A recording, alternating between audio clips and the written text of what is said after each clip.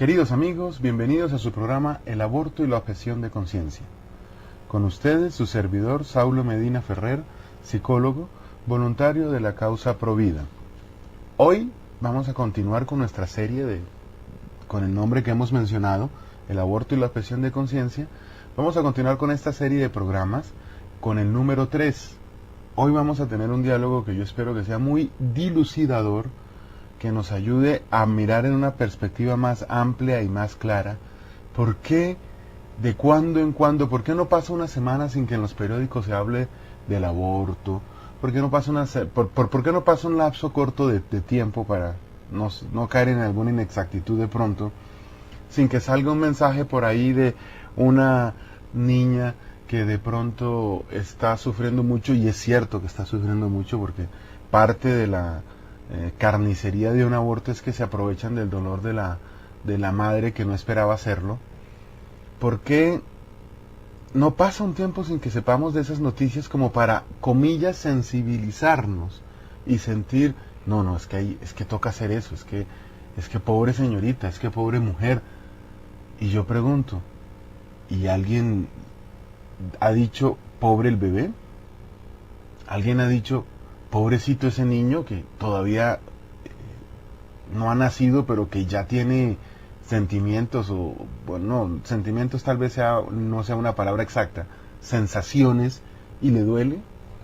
Porque hay pruebas que se hacen con ultrasonido y con toda esta tecnología ciertamente moderna, que permite determinar que hay ondas cerebrales y que hay sensación de dolor en un niño.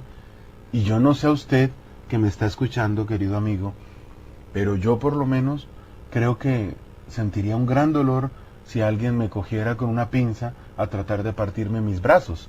No sé pues el resto de las personas, pero creo que todos los seres humanos somos de esa manera. Entonces hoy vamos a hacer un poco de historia y vamos a conocer esta realidad del aborto. Yo quiero comenzar mencionando algunas cositas generales. Yo he encontrado como 3 puntos en común en las personas que luchan, y si me permite, luchamos por que se acabe el peor de todos los asesinatos. Un asesinato es una cosa terrible, pero dentro de esa categoría tan baja que es la de matar a otro ser humano, lo más bajo de eso pues es el aborto. Yo he encontrado 3 cosas en común. La primera, hay una clara creencia de que esto es un pecado. Es decir, los únicos que luchan, o bueno, no sé si los únicos, pero por lo menos lo que uno ve, así como fuertemente, que tiene una lucha contra el aborto, es la población que es cristiana y diría yo que católica. Tal vez en Estados Unidos, en donde hay una presencia un poco más grande y mucho más grande de iglesias protestantes, tal vez allá se puedan ver un poco más movimientos protestantes. Sin embargo, lo que uno encuentra es que las personas que luchan, y repito, luchamos, tenemos claro que esto es una ofensa grande a Dios, como lo dijimos en un programa anterior. El segundo aspecto es que se habla del bebé. La mayoría de feministas modernas no tienen en cuenta al bebé. Y yo pregunto, ¿cómo puede ser una esencia de mujer que rechaza su propia esencia, la de ser madre? Ok, una mujer no tiene solo una dimensión de madre, por supuesto es la más importante, pero ¿cómo rechazar lo más importante? Esa es como la segunda condición que yo he visto a este respecto. Y lo tercero que yo he visto es un querer mirar el problema del aborto, la tragedia del aborto, en una perspectiva social. Porque se pretende que la señorita o que la mujer, independientemente de su edad, que aborte, se quede en silencio, o sea, sea un espectáculo, sea una situación totalmente anónima, privada. Y, por ejemplo, hay una estadística que yo conocí alguna vez, y es que en Bogotá se presenta la mayor cantidad de abortos los viernes por la tarde. ¿Por qué razón? Porque los abortistas van haciendo su negocio, así como el que vende carros llama al Señor para decirle, y bueno, ¿qué opina del carro que le ofrecí? Si le parece que es un buen motor, cómo está bien, qué opina su esposa, etcétera. El abortista también va cultivando a la pobre niña asustada, a la señorita que no ve otra salida. Y cuando finalmente logra su negocio, el uno se gana la vida vendiendo carros, el otro se gana la vida descuartizando seres humanos. Cuando finalmente logra su negocio, pues es muy probable que sea un viernes. ¿Por qué? Porque le dicen a la señorita, mira, tú te haces el procedimiento, acuérdate lo que decíamos en el programa anterior, ¿no? IVE, se empieza a tratar de decir, el IVE, me voy a hacer un IVE, como que me voy a cortar el cabello, ¿no? Entonces tú te haces el procedimiento el viernes y descansas el sábado y el domingo. Y si acaso el lunes todavía estás manchando, pues le dices a tu mami que te llegó el periodo muy fuerte y que quieres quedarte en casa, que no vas a ir a clases, si es una estudiante. Y ya el martes o más tardar el miércoles continúas con tu vida. Y no tienes por qué dejar tus estudios por un niño por el cual no estabas preparada, fue un error, la próxima vez lo vas a hacer mejor. El problema es que ese aborto, esa carnicería que sucede de manera callada y fría y silenciosa, apúrele que tengo 5 o 6 procedimientos más que hacer, eso no se queda ahí solamente en el vientre de esta mujer, sino que como ella está tan conectada a la vida como todas las mujeres, esto empieza a afectarla de una manera que vamos a ver en estos programas, a nivel emocional, a nivel afectivo, a nivel espiritual. Pero yo sigo con mi historia. Las personas que luchamos por el aborto nos damos cuenta que esto tiene un problema social. ¿Y por qué es un problema social? Porque el aborto es el mayor genocidio que pueda existir, es un genocidio silencioso, ¿no? Ya sabemos que la palabra genocidio hace referencia pues a matar a una generación. Genocidio, generación, viene de la misma palabra. Mire, les voy a dar un dato que dije en un programa anterior, me lo encontré ya como un poco más exacto. Un aborto en Estados Unidos cuesta en promedio $375. Eso quiere decir que se han matado, o de acuerdo a la cantidad de abortos que se estiman, se han producido 18.8 billones, con B, no con M, billones, 18.8 billones de dólares. Eso es una cantidad grandísima de dinero. Y ahí empezamos a entender.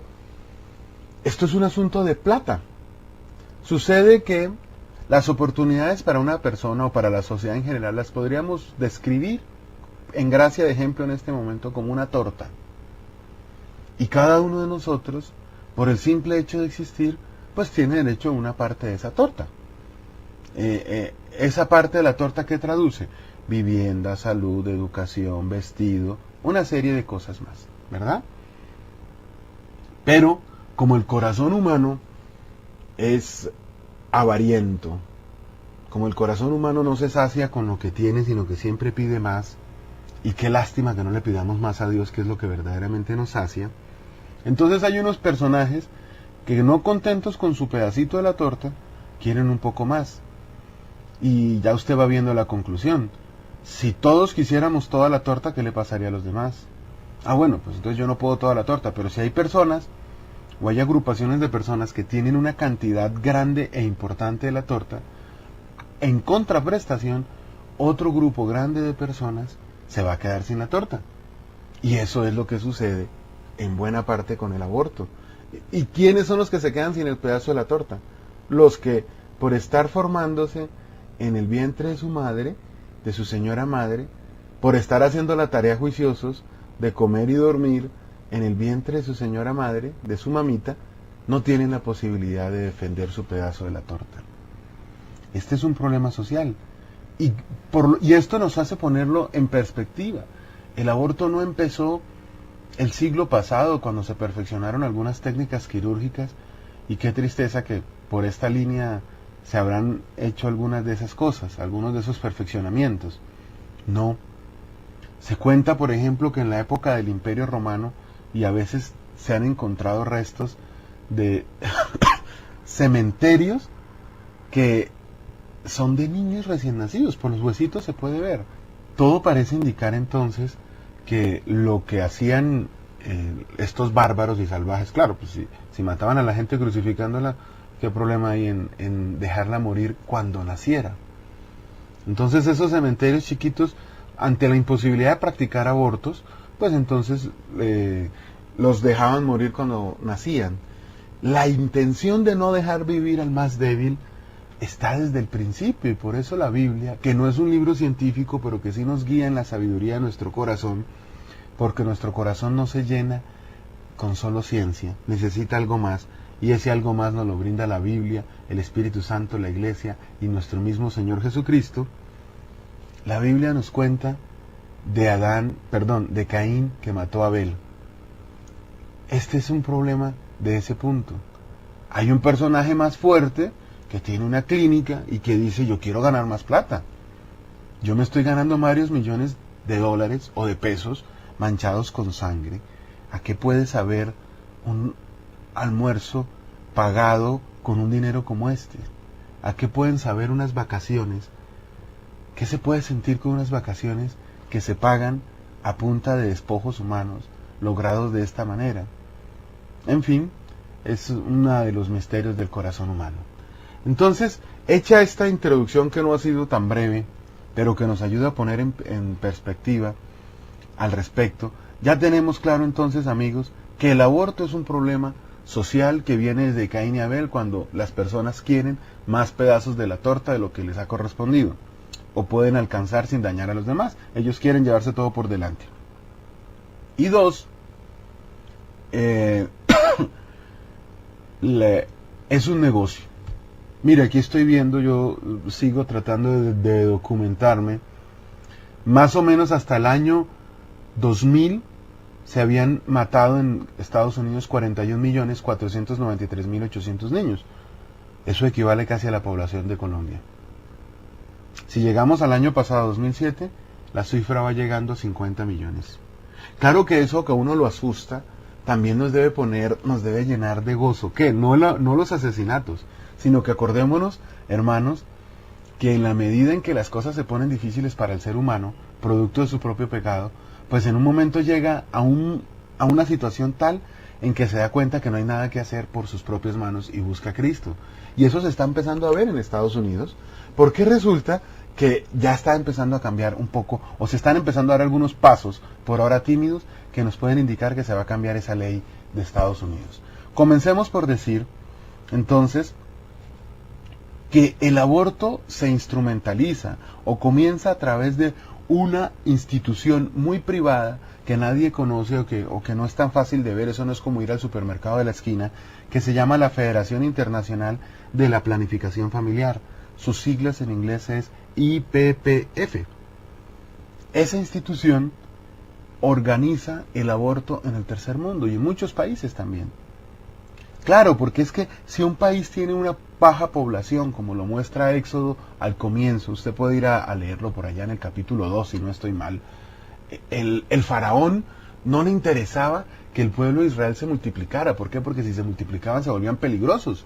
Ellos querían un pueblo esclavo que tuviera pocos pobladores, lo suficientes para suplir sus tontas y caprichosas necesidades. Pero si un pueblo se pone muy grande, pues de pronto se vuelve amenazante. Imagínese usted una cosa, le quiero dar un dato. El estado de California, el solo estado, mirando su economía, es la quinta economía mundial. Claro, usted va a mirar cuántos pobladores tiene ese estado y cuántas personas tiene Estados Unidos, más de 300 millones. Eso contra un país que tiene 1 millón, 5 millones. ¿Cuántos pobladores puede tener un país centroamericano? Colombia es uno de los países más poblados de Sudamérica, excluyendo a Brasil de estas cuentas, que pues es muy grande. Y Colombia apenas tiene 40 millones. 40 millones es el 15% de la población. Imaginémonos por un momento que nos fuéramos a poner en lucha los 300 millones contra los 40 millones. Pues seríamos absolutamente extinguidos. Que no cabemos, que la superpoblación, eso hace parte de un programa futuro. Por ahora entonces decimos que la Federación Internacional de Planificación Familiar, IPPF por sus siglas en inglés, es la que maneja un poco estas cosas. Y entonces ellos tienen diferentes organizaciones que también se mueven a ese nivel. Una se llama la Federación de planificación familiar, PPF en Estados Unidos, otra se llama Pro-Choice America, se llama NARAL por sus siglas en inglés, y así hay varias, y todas esas tienen sus tentáculos en el tercer mundo. Entonces, por ejemplo, si usted pudiera averiguar, y yo creo que hay una manera legal de saber eso, pero pues pienso que es suficiente con esta información, usted puede averiguar que Pro Familia, el ente rector, mire qué falta de respeto con nuestro Señor, que fue el que creó la familia, decir que una institución que busca matar niños, que busca poner a la mujer a luchar contra su propia sexualidad a través de la anticoncepción química, está a favor de la familia. Pues Pro Familia en Colombia es una institución creada con capital de esta federación que yo les estoy mencionando. Entonces ellos tienen dos puntos fuertes. Ellos hablan de la salud de la mujer y de su derecho a elegir. ¿Y por qué hacen eso? Pues porque aquí yo tengo que decir con vergüenza que los hombres, estoy hablando del sexo masculino, los hombres hemos agredido durante siglos a las mujeres. Y esto va a empezar a cambiar. Y cuando digo esto es el aborto y toda esta tragedia, cuando los hombres nos reencontremos con nuestra propia esencia y así podamos descubrir la maravilla de regalo de Dios que es la mujer en la vida del hombre. Que no es un regalo como un peluchito, sino que al contrario es un complemento, es una compañera, es alguien sin el cual el hombre no está completo. Producto de esa increíble agresión durante siglos, pues ellas se han sentido, justamente en cuanto a su rechazo, quiero quedar muy en claro, ha sido injusto que el hombre trate mal a la mujer. Y eso es a lo que yo hablo de que es justo que ellas busquen otra forma de derechos. ¿Dónde ha estado el mal? En que la señora Margaret Sanger, alrededor de 1942, empezó con un pasado oscuro con relación al Ku Klux Klan y demás, empezó a mover a las mujeres para que escogieran y pudieran hablar de la salud reproductiva de la mujer y su derecho a elegir. ¿A elegir qué? Pues a elegir la muerte de sus propios hijos. Como esta frase de pronto puede ser sacada de contexto, yo me permito repetirla una vez más. Está bien que las mujeres y que toda la sociedad se ponga a pensar en cómo restituirle los derechos a quienes se les ha agredido durante siglos. Lo que está mal es utilizar esa lucha directa, jugar, que es lícita, jugar con las ilusiones de las mujeres para ponerlas a luchar contra su propio cuerpo, contra su propio corazón y contra la vida. Entonces ella creó, Margaret Sanger, alrededor de 1942, creó toda una directiva que tiene unos principios absolutamente oscuros, una lucha contra la raza, es una cosa hasta medio nazi, ¿no? Porque pues eso es lo que hay en el corazón humano cuando Cristo es alejado de él. Y entonces se habla de rechazar a los negros y bueno, una cantidad de cosas que son verdaderamente patéticas. Usted empieza a descubrir por aquí cuál es el juego. Mire lo que dice Margaret Sanger. Lo más misericordioso que puede hacer una familia numerosa a su hijo infante es matarlo. ¿Por qué? Porque se empieza a jugar con la superpoblación y se empieza a decir, no, pero es que ¿cómo vamos a educar a nuestros hijos? Es que tener más de 2 hijos es mucho, es que tener más de 3 hijos es mucho, es que tener más de 1 hijo es mucho. Yo les quiero compartir una cosa. Mi familia está conformada por mi papá, mi mamá y por 4 hijos. Yo soy el último, el cuarto. Si mis papás se hubieran dejado guiar por el hecho de que 2 hijos es suficiente, nos hubiéramos quedado, mi hermano, el tercero, que es sacerdote, y yo, nos hubiéramos quedado sin existir. Así que calcule usted de qué tamaño es esto de la superpoblación y que hay que matar y que todo esto. ¿La intención cuál es? Empoderar al ser humano, lo mismo que hizo la serpiente con Eva. Es que el camino es el mismo. Empoderar al hombre y a la mujer, especialmente a la mujer, diciéndole, tú eres grande, tú puedes decidir por ti misma. Y de esa manera, entonces, pues ahí vienen todos los problemas. Después de eso, ¿qué se hizo? Se creó, para avanzar un poco más, se avanzó y se llegó a una situación en donde en Estados Unidos una mujer dijo, mentirosamente porque ya lo ha reconocido, que la habían violado. Y que ella estaba embarazada y que entonces necesitaba abortar. Calcule usted ese asunto. Por supuesto se jugó de una manera cruel con los sentimientos de la gente. Esto de jugar con los sentimientos de la gente lo reconoció el que se ha sido llamado el rey del aborto, el doctor Nathanson, creo que se pronuncia en inglés, reconoció que se manipuló a la población estadounidense con esto. Sin embargo, no vale. Y con esto quiero terminar esta parte de nuestro programa. El aborto viene del demonio, porque la muerte viene del demonio. ¿No te acuerdas lo que dijo Eva en el pecado original? Podemos comer de todos los árboles del jardín, menos del que está en medio, so pena de muerte. La muerte vino a este mundo por el demonio.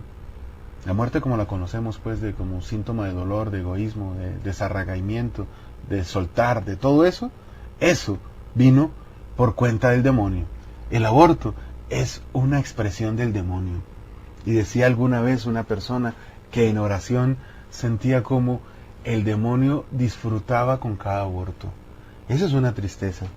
Y así se legalizó el aborto en Estados Unidos y ahí comenzó la tristeza y desde ahí se ha venido hacia todos los países de América Latina. ¿Por qué? Porque si América Latina tiene poblaciones pequeñas, pobres, etcétera, podrá seguir siendo manipulada. Esto suena a un discurso izquierdoso, aunque por ejemplo en nuestro país la izquierda es de las más abortistas. En Bogotá hay una casa para la población LGBT que es pagada por la alcaldía, como lo dijimos antes, y no hay una casa para que una mujer pueda decir no quiero abortar, ayúdeme señor Estado. El Estado no está a favor de las mujeres que no quieren abortar. Pero yo decía que esta historia tiene un final feliz. ¿Y por qué tiene un final feliz? Que todavía no conocemos, pero que va a hacerlo así. Porque es que la historia del mundo no se acabó el Viernes Santo cuando Cristo murió, cuando lo mataron y lo asesinaron salvajemente. La historia del mundo continúa el domingo de resurrección. Entonces ya empiezan a oírse voces al interior y cómo funciona la política en Estados Unidos en cuanto a la Corte Suprema, etcétera. Empiezan a oírse voces de que hay algunos magistrados que están pensando o que estarían a favor de dar su voto para acabar con esta legalización del aborto. Parece que un primer paso, que no es suficiente, pero que podría ayudarnos a hacer más presión para que verdaderamente se prohibiera el aborto de cualquier manera, es que relativamente pronto se podría llegar a la sentencia que se permitiera el aborto solo hasta la 12ª semana. Eso no es lo ideal, pero es que hoy en día en Estados Unidos una mujer puede abortar hasta un día antes de que su hijo nazca, lo cual es terrible. Ahí sí que la cosa se pone pues todavía más sangrienta, literalmente hablando. Hermanos, yo quiero terminar esta pequeña intervención diciendo alguna cosita breve con relación